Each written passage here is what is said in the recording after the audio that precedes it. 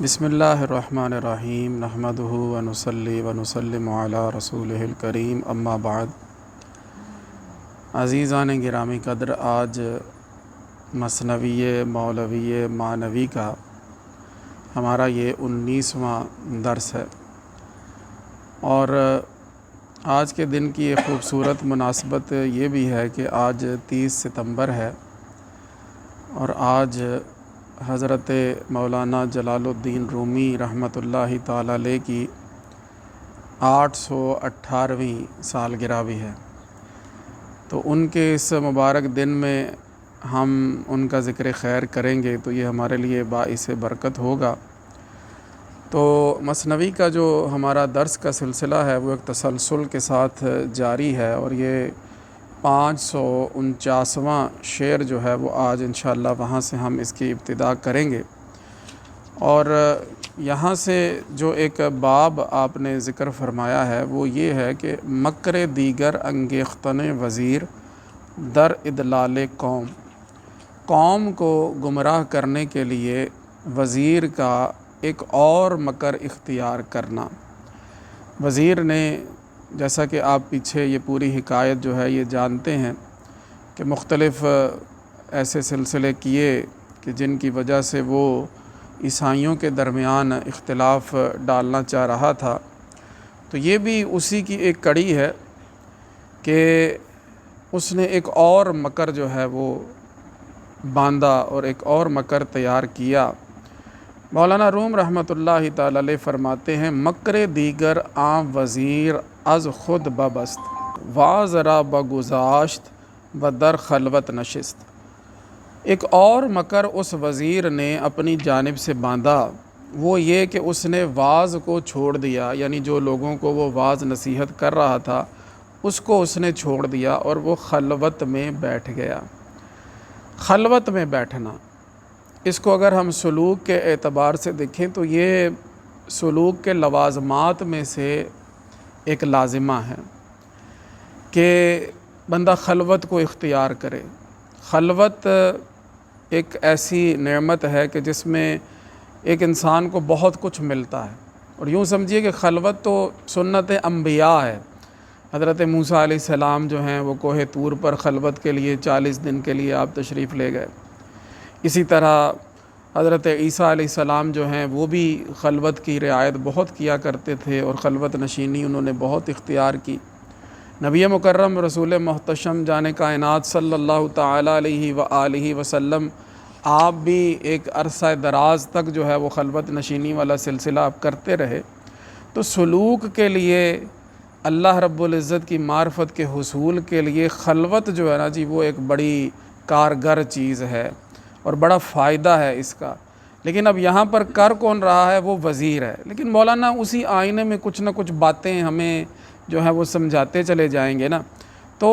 خلوت نشینی ایک ہوتا ہے کہ انسان جو ہے لوگوں سے ملے، لوگوں سے اس کا اختلاط ہو، لوگوں سے گفتگو کرتا رہے، تو وہ جو ہے نا جی یہ ظاہر کے معاملات تو چل جاتے ہیں اس سے، لیکن باطنی معاملات کو چلانے کے لیے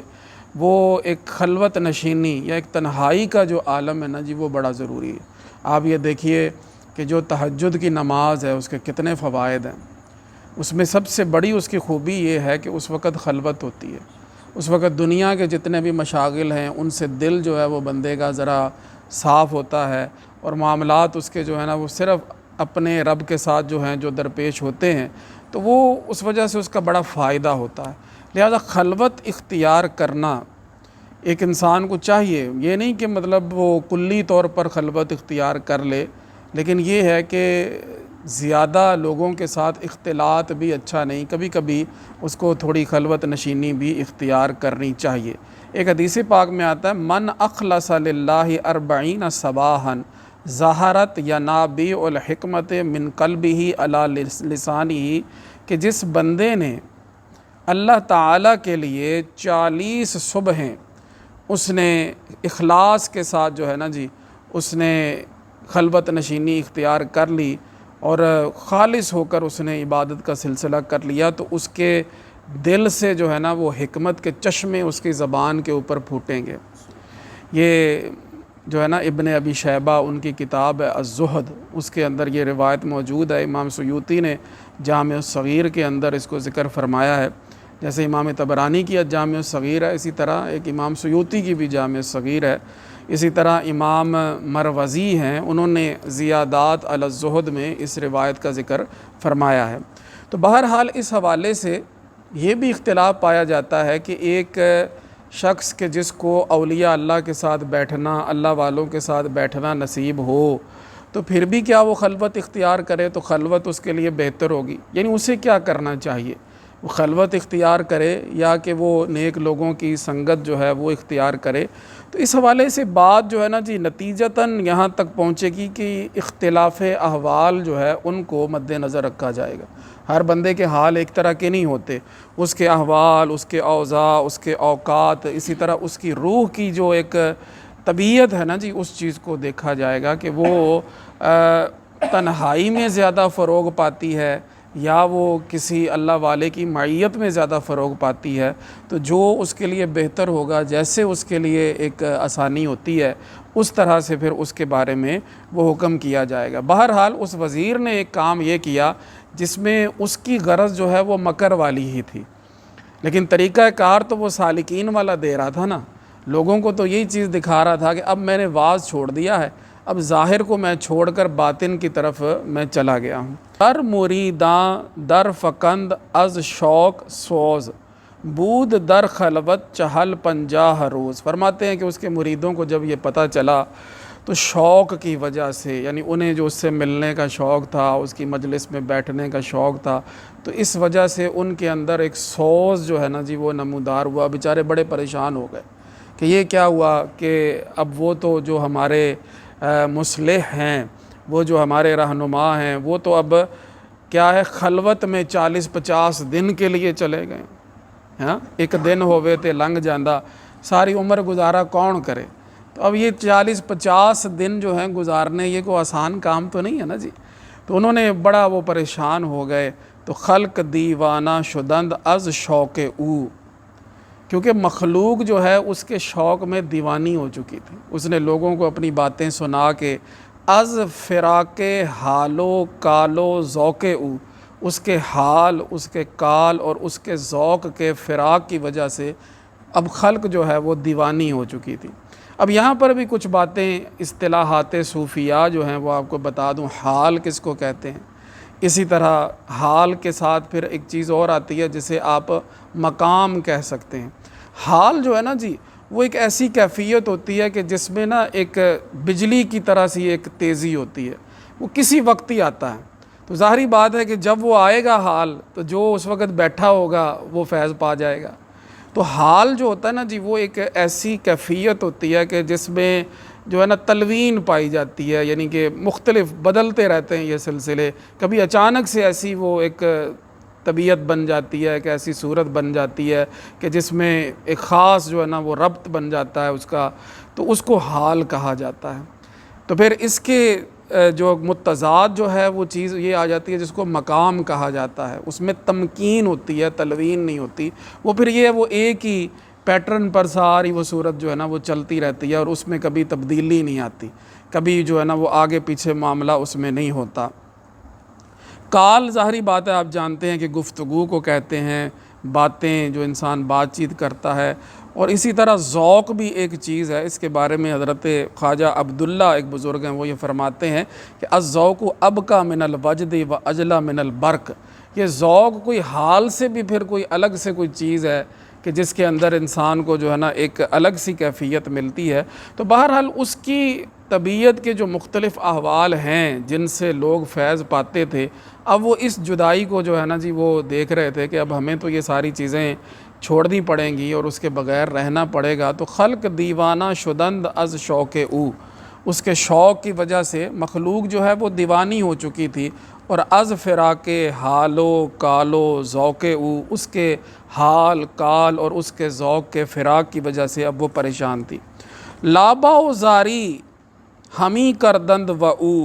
از ریاضت گشتہ در خلوت دو تو، فرماتے ہیں کہ انہوں نے اس کی بڑی منت سماجت کی۔ لابا کہتے ہیں منت سماجت کرنا کو، زاری یعنی روئے پیٹے گڑ گڑائے جا کے اس کے پاس، انہوں نے یہ معاملہ کیا، اور ادھر وہ ریاضت کرتے کرتے وہ جو وزیر تھا نا وہ دو تو ہو گیا۔ دو تو کا مطلب ہے کہ اس کی کمر ٹیڑھی ہو گئی، یعنی بالکل جو خلوت میں اس نے کھانا پینا چھوڑ دیا اور سارے معاملات جو اس نے چھوڑ دیے، تو اس وجہ سے جو ہے نا جی وہ وزیر جو ہے وہ دو تو ہو گیا، جیسے دو تا بھی کہا جا سکتا ہے، ہو سکتا ہے کہ دو تا ہی ہو اور اس کو رعایت شعری کی وجہ سے اسے دو تو بنا دیا گیا۔ بہرحال اس کا مطلب یہی ہے کہ خمیدہ پشت ہو جانا اور کمر کا مڑ جانا۔ گفت ایشاں نیست مارا بے تو نور، انہوں نے کہا کہ ہمارے لیے تو تیرے سوا اور کوئی نور نہیں ہے۔ یہ وہ چیز ہے جو لابا اور زاری ہے، اس کی تفصیل آگے بیان ہو رہی ہے کہ کیسے انہوں نے اس کے آگے وہ روئے، کیسے گڑ گڑائے۔ گفت ایشاں نیست مارا بے تو نور، بے عصا کش چوں بود احوال کور، فرماتے ہیں کہ تو نہیں تو ہماری زندگی میں کوئی نور نہیں۔ بھلا یہ بتاؤ کہ جس کی آنکھیں ہی نہ ہوں تو اس کے پاس اصحاب ہی نہ ہوں تو پھر اس کی زندگی کیسے گزرے گی؟ ٹھیک ہے نا جی، جو کور ہے، جو اندھا ہے، اس کے احوال بغیر عصا کے کیسے ہوں گے؟ تو تم تو ایسے تھے ہمارے لیے جیسے عصا ہے، ہم تو تمہارے ہی سہارے چل رہے تھے، تمہارے ہی معاملات کو دیکھ کے ہماری زندگیاں گزر رہی تھیں، تو اب ہماری زندگیاں تو بجھ گئیں، وہ تو بے نور ہو گئیں۔ از سر اکرام و از بحر خدا، مہربانی فرمائیے، اور آپ کو اللہ رب العزت کا واسطہ دیتے ہیں، اللہ کی رضا کے لیے بیش عظیم مارا مدار از خود جدا، اس سے زیادہ اب ہمیں اپنے آپ سے جدا نہ رکھیے۔ یہ وہ منت سماجت کر رہے ہیں کہ آپ اکرام فرمائیے، مہربانی فرمائیے، اللہ کی رضا کے لیے اب واپس آ جائیں، اور ہمیں اس سے زیادہ اب اپنی ذات سے آپ جدا نہ رکھیے۔ ماں چو طفلانی مارا دایا تو، ہم تو بچوں کی طرح ہیں اور ہماری دایا کون ہیں؟ وہ آپ ہیں۔ برسرے ماں گستران آن سایہ تو، اور ہمارے سر پر جو ہے وہ آپ سایہ گستر ہیں، آپ کا سایہ جو ہے وہ ہمارے سروں پر ہے، تو اس کے زیر سایہ، ٹھیک ہے نا جی، ہم پرورش پا رہے ہیں۔ تو اب اس نے جواب ان کو کیا دیا؟ یہ جو لابا و زاری انہوں نے کی نا، اب اس کا جواب اس نے کیا دیا؟ اس نے کہا گفت جانم از محباں دور نیست، لیک بیرون آمدن دستور نیست۔ اس نے کہا کہ میری جان میرے محبین سے دور نہیں، تم جہاں کہیں بھی ہو، میرا پیار، میری محبت، میری نیک تمنائیں وہ تمہارے ساتھ ہیں، لیکن مسئلہ یہ ہے کہ مجھے اجازت نہیں ہے اس بات کی کہ اب میں خلوت کو ختم کروں، لیکن بیرون آمدن دستور نیست، اب باہر آنا جو ہے وہ میرے لیے جو ہے وہ ممکن نہیں ہے، کیونکہ مجھے اس چیز کا حکم دیا گیا ہے کہ تم اب خلوت نشین ہو جاؤ۔ امیراں در شفاعت آمدن، وہ جو 12 امیر تھے نا،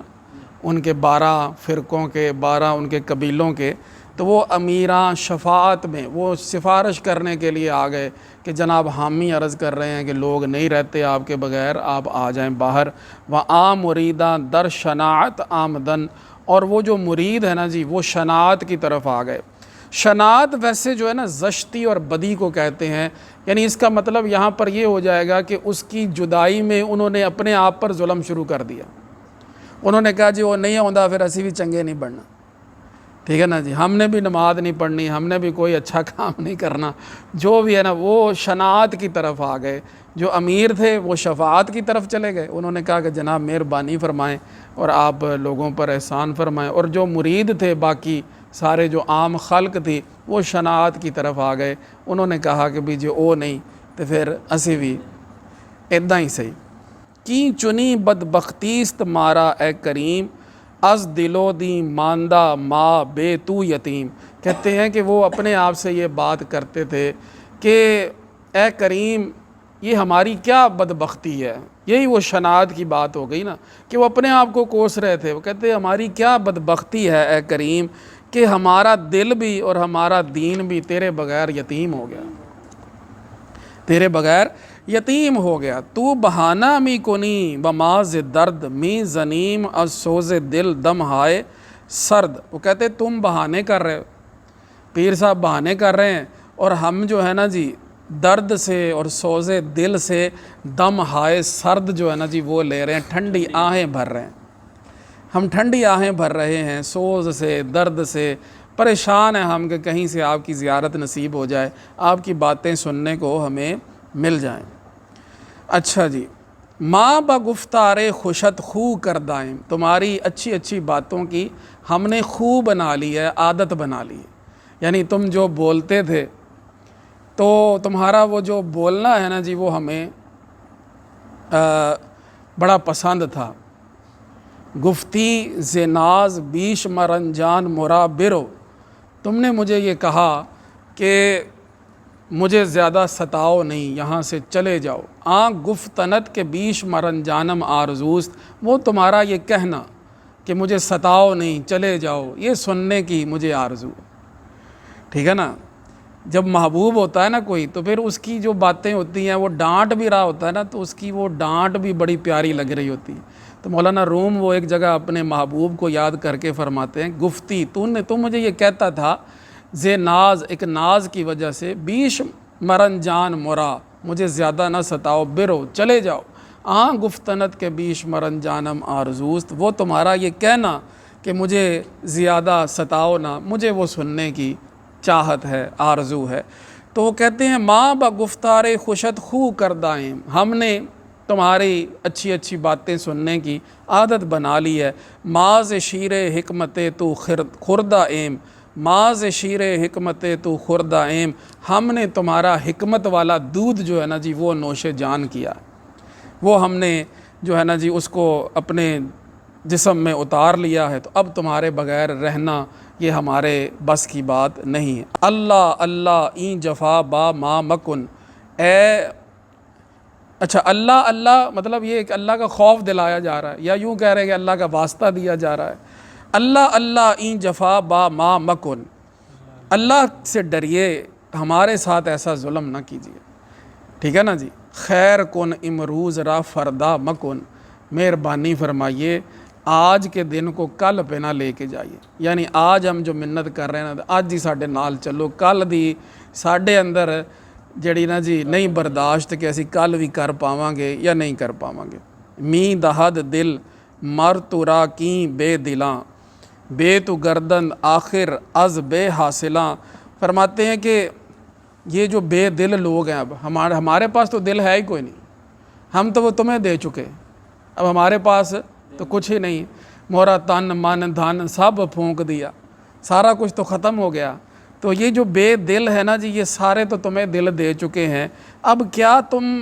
اس چیز کو اچھا سمجھتے ہو کہ تمہارے بغیر اب یہ بے حاصل رہ جائے؟ جو اپنا سب کچھ لٹا چکے ہیں اب انہیں کچھ نہ کچھ تو ملنا چاہیے نا، تو انہوں نے لٹا بھی دیا اور تم جناب چپ کر کے خلوت میں جا کے بیٹھ گئے ہو، تو پھر ہم تو بے حاصل رہ گئے۔ کیا تم اس چیز کو جائز شمار کرتے ہو کہ تمہیں ہم اپنا سب کچھ دے بیٹھے اور اب اس کے بعد ہم بے حاصل رہ جائیں؟ جملہ در خشکی چو ماہی می تپند، ہماری حالت یہ ہے کہ ہم خشکی کے اوپر ایک مچھلی کی طرح تڑپ رہے ہیں۔ آب را بگوشا ز جو بردار بند، پانی کو کھول دو، نہر کا بند جو ہے نا وہ اٹھا دو، تم جو یہ بند باندھ کے دوسری طرف چلے گئے ہو نا جی، تو اب تم کیا کرو کہ ہم تو مچھلی کی طرح پانی کے بغیر ہم خشکی کے اوپر تڑپ رہے ہیں۔ آب را بگوشا، پانی کو کھول دو ہم پر، یعنی تم اپنے وصال کا پانی ہماری طرف کھول دو تاکہ ہمیں سکون ملے۔ ز جو بردار بند، یعنی نہر کے اوپر سے، جو کہتے ہیں نہر کو، اس سے تم بند کو اٹھا دو، جیسے وہ بند ہوتے ہیں نا جی، جیسے سیلاب سے روکنے کے لیے، پانی روکنے کے لیے وہ ہوتا ہے۔ اے کہ چوں تو در زمانہ نیست کس، اللہ اللہ خلق را فریاد رس، اے وہ کہ جس جیسا زمانے میں اور کوئی نہیں، اللہ سے ڈرو یا اللہ کی رضا کے لیے تم خلق کے فریاد رس بن جاؤ۔ یہ وہ ساری باتیں ہیں کہ جی اس نے یہ کیا کیا کہ خلوت میں جا کے بیٹھ گیا، اب مرید سارے کے سارے جو ہیں وہ پریشان ہو گئے، لیکن اس نے بھی ان کی نہ مانی، اس نے ان کو کچھ باتیں کہیں، آگے نیا باب انہوں نے باندھا۔ دفع گفتن وزیر مریدان را، مریدوں کو وزیر کا دفع گفتن، دفع کہنا چلے جاؤ، دور کرنا، ٹھیک ہے نا جی، اس نے دور کر دیا۔ مولانا روم رحمۃ اللہ تعالیٰ علیہ جو ہے نا جی، وہ کبھی کبھی منفی شخصیات جو ہے نا جی ان کی طرف سے بھی، یعنی ان کے اوپر بھی باتیں ڈھال کر بڑی پیاری پیاری باتیں کر جاتے ہیں۔ تو یہ جو باتیں ہیں بڑی پتے کی باتیں ہیں، یہ وہ سمجھائے گا کہ اس معاملے میں بات ہوتی کیا ہے، اپنے مریدوں کو وہ سمجھا رہا ہوگا، لیکن اندر ہی اندر در پردہ، ٹھیک ہے نا جی، وہ کچھ ایسے سلوک کے راز مولانا روم رحمۃ اللہ تعالیٰ علیہ نے ہمیں دے دینے ہیں کہ جس سے انشاءاللہ اگر ان کو اپنا لیا جائے تو پھر معرفت کے راستے بڑے آسان ہو جاتے ہیں۔ تو اس نے یہ کہا کہ بھئی باتیں صرف زبان سے نہیں ہوتی، کچھ باتیں دل سے بھی ہوتی ہیں۔ تم تو بس یہی سارا رونا رو رہے ہو نا جی کہ ہم تمہاری باتیں سننے کے جو ہے نا جی ایک شیدا ہو چکے ہیں اور تمہاری باتوں کے بغیر نہیں رہ سکتے۔ تو اس دفع گفتن وزیر مریدان را، مریدوں کو وزیر کا دور کر دینا اور ان کی اس بات کو رد کر دینا۔ گفت ہاں اے سخرگان گفتگو، اس نے یہ کہا وزیر نے اپنے ان مریدوں کو، اے سخرگان، سخرگان جو لفظ ہے نا جی، یہ ویسے یہ کسی مورد تمسخر کو کہا جاتا ہے، یعنی کہ کہہ لیں کہ کوئی ایسی چیز کہ جس کے اوپر ہنسا جائے۔ یہاں پر اس کا معنی وہ مغلوب کا معنی آئے گا۔ گفت ہاں اے سخرگان گفتگو، اس نے کہا اے گفتگو کے مغلوب لوگو، واضح گفتار زبانوں گوش جو، تم جو زبان کی گفتار کے واز کو تلاش کرنے والے ہو اور تم جو ہو مطلب سماعت کے متلاشی ہو کہ تمہیں کوئی چیز جو ہے وہ سننے کو جو ہے نا وہ مل جائے۔ اب کرنا کیا ہے؟ فرماتے ہیں پمبا اندر گوشے حصے دوں کنید، یہ جو تمہاری ظاہر کی کمینی حص ہے نا، اس کے کان کے اندر پمبا، یعنی پمبا کہتے ہیں روئی کے ایک وہ ڈھیلے کو کہہ لیں، کہتے ہیں کہ اپنے ظاہر کے کانوں کے اندر روئی ٹھونس لو۔ بندے حص از چشم خود بیروں کنید، اپنی جو تمہاری آنکھ ہے نا، اس سے تمہاری ظاہر حص جو دیکھنے والی ہے اس کا بند جو ہے وہ تم اٹھا دو، ٹھیک ہے نا۔ مطلب یہ ہے کہ ظاہر سے کان بند کر لو اور اسی طرح ظاہر سے تم آنکھ بھی بند کر لو۔ جب تم ظاہر سے اپنے کان بند کر لو گے تو تمہارے اندر ایک شور جو ہے نا وہ برپا ہوگا، پھر جو نفسانی اور جسمانی حجاب ہے نا جی، وہ سارے کے سارے جو ہیں وہ اٹھ جائیں گے اور محسوسات کی دنیا سے تم نکل کر تم جو ہے نا جی ایک اور ہی جہان کے اندر تم پہنچ جاؤ گے۔ ورنہ یہ جو سارا جو محسوسات کا معاملہ ہے نا جی، اور محسوسات میں جو تمہاری گرفتاری ہے یہ آرزو پیدا کرتی ہے، اور آرزو سے پھر غصہ پیدا ہوتا ہے، پھر اس غصے سے غفلت پیدا ہوتی ہے، غفلت سے فراموشی پیدا ہوتی ہے، فراموشی سے عقل جو ہے اس کو زوال آتا ہے، اور زوال عقل جو ہے جی اس کی وجہ سے جو ہے نا جی خلاصی نہیں بندے کو مل سکتی۔ تو یہ ظاہر کے اوپر چلنا یا ظاہر کے پیچھے بھاگنا، یہ سارے معاملات تم چھوڑ دو اور ظاہر سے اپنے کان بھی بند کر لو اور ظاہر سے اپنی آنکھ بھی بند کر لو۔ وہ جیسے مولانا روم فرماتے ہیں نا، چشم بندو گوش بندو لب بے بند، گر نبینی ذات حق بر من بخن، کہ اپنی آنکھیں بند کر لو، اپنے کان اور اپنا منہ بند کر لو، اگر تمہیں رب کی ذات کے نظارے نہ آئے نا تو مجھ پہ ہنسنا، تو مجھ پہ ہنسنا۔ ایک اور جگہ آپ فرماتے ہیں کہ این دہاں بر بند تا بینی عیاں، یہ منہ بند کر لو تاکہ تم ہر چیز کو واضح دیکھو، باطن کو تم واضح دیکھو۔ چشم بندے آں جہاں حلقو دہاں، اس جہان کا جو چشم بند ہے نا، یعنی ایک آنکھوں کے اوپر جو پٹی باندھ دی جاتی ہے نا، وہ فرماتے ہیں یہ تمہارا منہ ہے جو ظاہر کی باتیں کرتا ہے، ظاہر کے سارے سلسلے چھوڑ دو۔ اب وہ جتنے مرید تھے نا جی، وہ تو یہی چاہ رہے تھے کہ یہ اب باتیں کریں ہمارے ساتھ، گفتگو کریں، سارے سلسلے یہ کریں، لیکن یہ کہ اس نے کہا کہ یہ فقط یہ نہیں ہوتا کہ ملاقات صرف ظاہر میں ہو، ٹھیک ہے نا جی، تو پھر ہی بات بنے، اور ظاہر میں گفتگو کوئی کی جائے تو پھر ہی اس سے آپ کو تسلی ملے۔ یہ اپنے کان بند کرو تو انشاءاللہ اور ہی تمہیں ایک جہان مل جائے گا سننے کو۔ پمبائے آ گوش سر گوش سر است، فرماتے ہیں کہ سر کے کان کی رکاوٹ کیا ہے؟ وہ یہ سر کا کان ہے۔ سر کے کان کی رکاوٹ سر کا کان ہے۔ سر کا کان کون سا ہے؟ جو یہ ہے، اور سر کا کان وہ جو باطن کے اندر ہے، اس کی رکاوٹ یہ کان ہے۔ یہ بند ہوگا تو وہ جو باطن کا جو ایک کان ہے نا جی، وہ کھل جائے گا، پھر وہ سننے کو ملے۔ پمبا پمبا رکاوٹ ہے نا، جیسے میں نے کہا کہ روئی کا وہ ایک رکھ لیتے ہوتے تھے پہلے بزرگ، وہ اس پہ وہ لگا کے ذرا عطر شطر وہ کانوں میں ڈال لیتے، وہ پمبا کہتے تھے۔ تو پمبائے گوش سر، وہ جو سر کا کان ہے نا جی، اس کی رکاوٹ گوش سر است، وہ سر کا کان ہے۔ تا نہ گردد این کر باطن کر است، جب تک یہ جو کان تمہارا بہرا نہیں ہوتا تو پھر یوں سمجھ لو کہ تمہارا باطن بہرا ہے۔ ایک چیز بہری ہوگی، یا اس کو بہرا کر لو تو باطن جو ہے وہ تمہارا وہ تندرست ہو جائے گا، تمہارے وہ کان جو ہے نا جی وہ سننے لگ جائیں گے۔ کہ بولا حضرت صاحب کو بڑا کم سنائی دیتا تھا، ٹھیک ہے نا جی، تو بلکہ کئی دفعہ تو ایسے لگتا ہے دور بیٹھے ہوتے تھے تو بات سن لیتے تھے،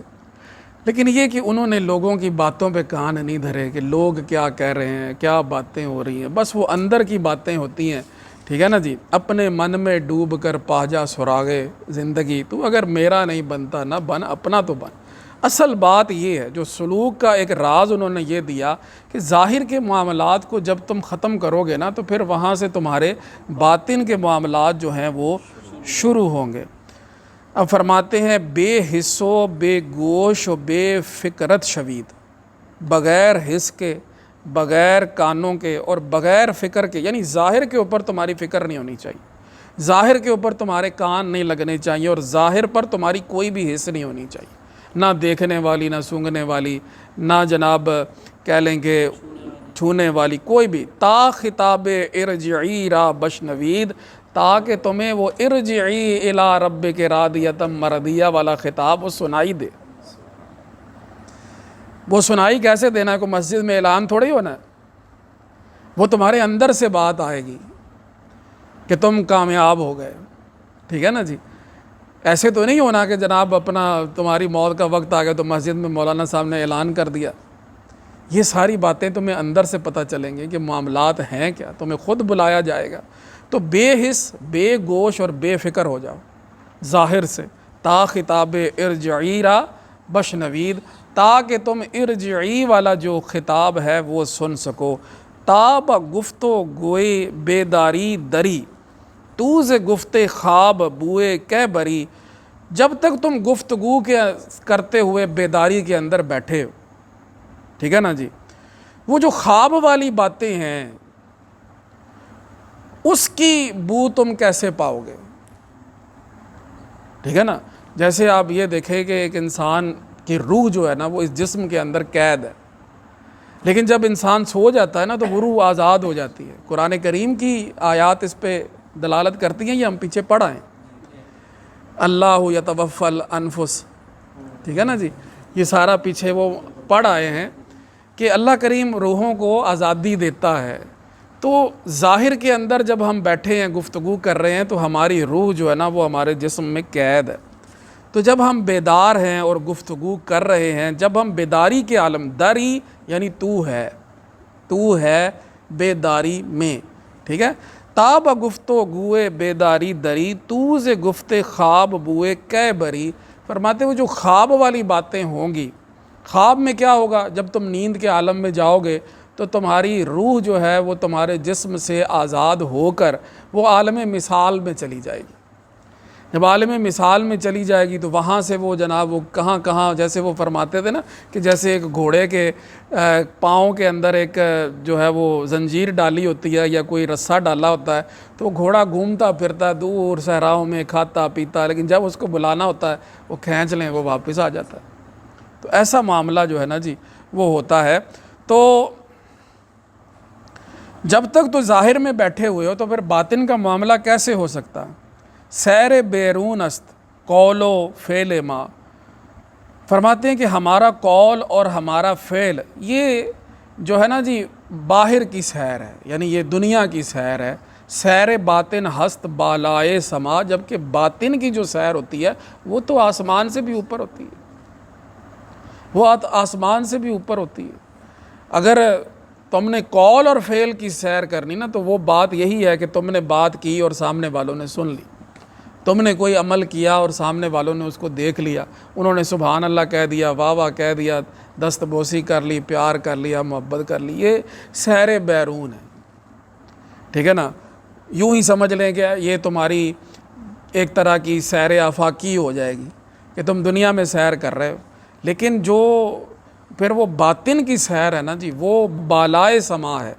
آسمان سے بھی اوپر ہے۔ حس خشکی دید کز خشکی بزاد، حس جو ہے نا جی یہ حس جو ظاہر کی ہے یہ خشکی کو دیکھتی ہے، کیونکہ یہ بنی ہی خشکی سے ہے۔ عیسیٰ جہاں پائے بر دریا نہاد، جان کا جو عیسیٰ ہے نا جی، یہ بھی ایک کہہ لیں کہ عالم معنی کی طرف جو ہے نا یہ اس کی ایک اشارہ کر رہے ہیں کہ جو معنی کا دریا ہے نا جی اس میں جو عیسیٰ جان ہیں وہ کہہ لیں کہ اس پہ پاؤں رکھ دیتے ہیں۔ اس حوالے سے یہ بھی بعض کتب میں آتا ہے حضرت عیسیٰ علیہ السلام کے معجزات میں سے کہ آپ پانی کے اوپر بھی چل لیا کرتے تھے۔ بعض نسخوں میں یہاں پر موسیٰ علیہ السلام کا ذکر ہے، ٹھیک ہے نا جی۔ تو بات یہ ہے کہ اس میں آپ فرعونیوں کی حس کو دیکھ لیں اور موسیٰ علیہ السلام کی حس کو دیکھ لیں، ٹھیک ہے نا جی۔ ان کو فرمان تھا اوپر سے، انہوں نے پانی کے اوپر اپنا سلسلہ جو ہے وہ چلا دیا، تو باقی جو سلسلے تھے وہ خشکی والے تھے، ٹھیک ہے نا۔ تو عام جو مطلب ایک ظاہر کی حس ہے نا جی وہ خشکی کو دیکھتی ہے کہ خشکی ہوگی تو میں اس پر چلوں گی،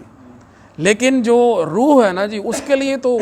خشکی تری کوئی معنی نہیں رکھتی، اس کا تو ایک الگ ہی جہان ہوتا ہے، تو وہ بے خوف و خطر جو ہے نا جی وہ اس میں کہہ لیں کہ اپنے پاؤں ڈال دیتی ہے۔